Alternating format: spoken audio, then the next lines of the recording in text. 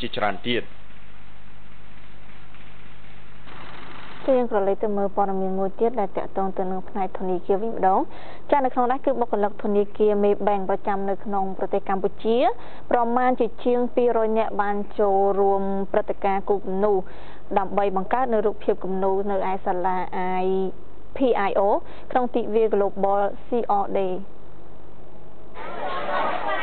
ក្រុមបុគ្គលិកប្រមាណជា200នាក់របស់ធនាគារ Maybank ប្រចាំនៅប្រទេសកម្ពុជាដែលដឹកនាំដោយលោកអគ្គនាយកធនាគារ Maybank លីធីនប៉ោ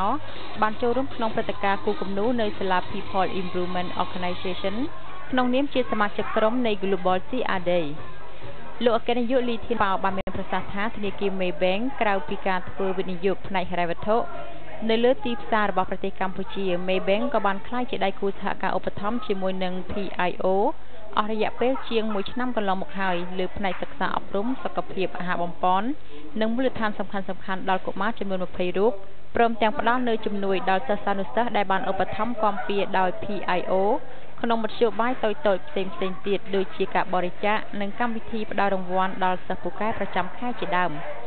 សម្រាប់ The Maybank Global CR Day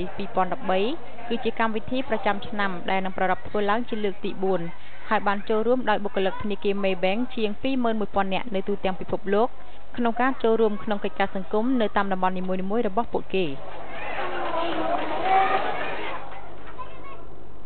ចាដែលក្រុមហ៊ុន Cellcard ដែលជាក្រុមហ៊ុន